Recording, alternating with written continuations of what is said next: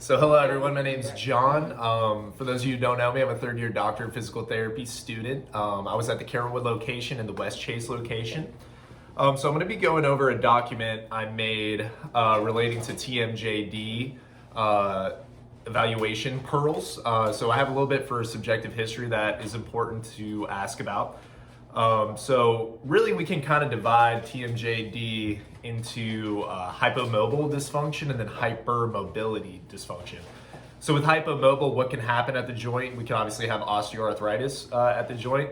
Then there's something called arthralgia, which is basically an inflammatory condition of the articular capsule and the soft tissues that surround the TMJ. This is often with grinding of the teeth, chewing gum, clenching, or some sort of macro trauma like having a blow to the face in the area of the joint. Then from there, this can kind of progress into something called capsular fibrosis. So that's presence of adhesions within the joint capsule that limit the extensibility of the capsule. So this will typically present if the person has less than 25 millimeters of mandibular depression.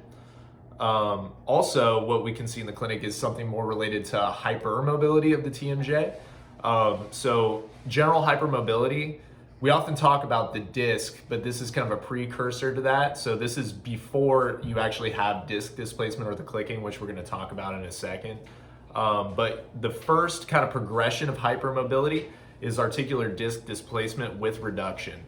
So basically what happens is the joint and the disc becomes more lax. The posterior ligament and the collateral ligaments can't keep the disc in the position that it's supposed to throughout the range of motion, which causes that clicking noise. So the disc slides forward and then medial as the jaw closes. So there's also an opening click as the disc reduces. So there's going to be a deviation to the ipsilateral side with opening due to that initial restriction to the condyle's anterior translation.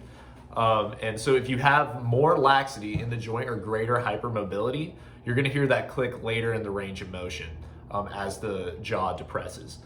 An even further progression of that as far as hypermobility dysfunction is articular disc displacement without reduction. So basically this is kind of a similar range of motion as capsulitis, so it's kind of a differential as far as a hyper to hypomobility because it's going to have decreased depression. But basically what happens is the disc blocks any further anterior translation of that jaw with opening and contralateral lateral excursion and protrusion. So this can kind of be a differential between some sort of capsular issue, or is it caused by a progression of that laxity? So basically what happens is that disc goes forward and prevents the jaw from moving any more forward. We also can have myalgia, which can be present with both of these. So that's just painful or guarded muscles of the mastication. So masseter temporalis, the pterygoid muscles as well. And this is caused by gum chewing, chewing on ice, repetitive jaw movements, and leaning the chin on the palm. I've included a chart here for you guys. It's kind of just got the general signs and symptoms of TMJD, so kind of clinical pearls to look for in the subjective history and also through your evaluation. It's a really good chart that kind of just really summarizes eval for TMJ. It's from the Olson text on manual therapy for the lumbar spine, thoracic spine, cervical spine, and then also has a section on TMJ as well. So refer to that. But as far as the evaluation, what it's going to look like. So obviously first we're going to go through kind of a red flag screen with the systems review. So we got to rule out things like aneurysm, hemorrhagic stroke, VVI, some sort of stroke. Also, MI can cause jaw pain, so just being conscious of those things and trying to think outside the box sometimes if somebody comes with a TMJ script. Also, cranial nerve involvement. So if they're having facial pain, that really could be cranial nerve 5 or 7. Then if they have dental issues, that can be caused by meningitis as well. We always got to be thinking cancer, encephalopathy, hydrocephalus, myelopathy, some of those neuro potential red flags. So just being conscious of those with all of our patients, not just TMJ. So the first thing with observation is just looking at the patient's profile. So their facial symmetry, looking at their bite analysis, if they have some sort of malocclusion in the bite. Something that we also talked about in my unit in school is the tongue movement. So if a patient has abnormal tongue movement, that can have an effect on the TMJ. What you really want to look for is the tongue to come up to the roof of the mouth with swallowing.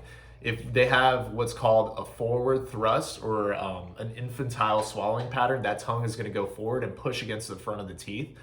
So being able to observe that by having them try to show you how they swallow, that could actually have an effect on the TMJ. So including that in the observation portion of the evaluation is important. Then also having them just do functional movements, so chewing, swallowing, talking, looking if they have full lip closure during their swallowing. Also palpating the hyoid for appropriate hyoid motion. So if the hyoid is slowly rising as they swallow, that can be indicative of TMJD as well. Then looking at range of motion, so this is kind of the big thing, and I'll actually go into showing how to use a TheraBite measurement tool. So we could kind of use the rule of 40 to 10 to 10. On the document, these norms are a little bit different than what we've learned in our program, but we learned that 6 to 10 for protrusion is normal. Then with lateral deviation, that's going to be about 10, and then mandibular opening or depression is going to be about 40. That's all in millimeters, which is the units that the TheraBite tool uses. So I'm going to have Crystal come over here. Okay, so now I'm going to use one of the TheraBite tools to measure Crystal's mandibular depression. So there's a little notch on the front here. You're going to hook that on the bottom part of the teeth, so the lower row. And then as she opens, I'm just going to show it pretty well. Okay, so I'm going to hook it here, ask her to open as much as she can. Okay, I hook it there, and then I rotate the tool up to the top part of the teeth. So she's got 34 millimeters, so that's actually kind of limited as far as what we want for mandibular depression, because the norm is really 40. It's not a significant amount, like between 35 and 40 is typically going to be what you see, but just remember that 4 to 1 to 1 rule for opening to lateral deviation, and then also protrusion. So with lateral deviation, we have this side that we're going to use here. So you're going to line up the arrow with the middle of the top row of the teeth, and then I'm going to ask Crystal, okay, can you laterally deviate to the right? So then I could compare where the middle of her bottom teeth are to the top, and that gives me about 7 there. So can you come back, and then now go to your left? So she actually has a lot more on the left here, as you can see. She's actually above 10, so indicating a hypermobility on that right side. So it's a really good tool to use. I've used tape measures as well, which can be good for lateral deviation, but with opening, the best thing to use is one of these, so you can really get that turning aspect of it and really get a good measure of that. You can also use it for protrusion or retrusion as well, so can you face that way? So I'll have her open her mouth, and you could use the same lateral scale for that. So as I was saying, with protrusion, you're gonna have her open the mouth. You're gonna line up that center arrow with the top part of the teeth, and I'm gonna ask Crystal to try to come to a more neutral position. So there you go. Now try to bring the bottom part of your jaw forward as far as you can. And that gives you a good measure of protrusion. So she's got about 6 millimeters there, which would technically be normal. And then come back, okay. So that's how you use the TheraBite tool for range of motion. Also, we're going to want to look at upper thoracic and cervical spine mobility. So one of the big things we learned in school was that posture is one of the primary things you want to look at with TMJ dysfunction. The first thing that you should treat is postural impairments, because it actually has an effect on where the jaw is. If you have forward head posture and rounded shoulders, that could actually create round or anterior translation of the jaw in the TMJ joint. So assessing that is going to be important, especially if you have those interventions. So the neuro part of the exam, so testing sensation of the face and muscles of mastication, so aka trigeminal nerve and the facial nerve. And then you could also do, one thing that we learned is the masseter stretch reflex, where you put your thumb on their chin and then strike a reflex hammer there. It should properly come back up. If it doesn't do that, then that can be indicative of some sort of trigeminal nerve issue. So also palpation, we can do external and internal palpation.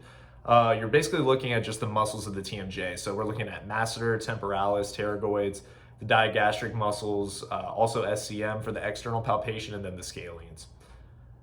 Then you can do some muscle testing as well, so you can resist the isometric movements of opening, closing, and lateral deviation. And then also deep neck flexor strength testing can be important as far as the posture is concerned.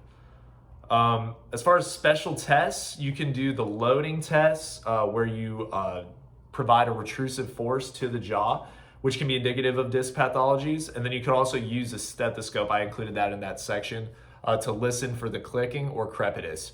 So the difference between the clicking, it's going to be like the hypermobility, and then crepitus is going to be the hypomobility. So crepitus is going to be indicative of OA versus the disc issue.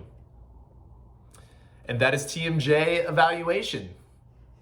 If you have any questions about this document or anything related to TMJD, I'll include my contact information with this as well.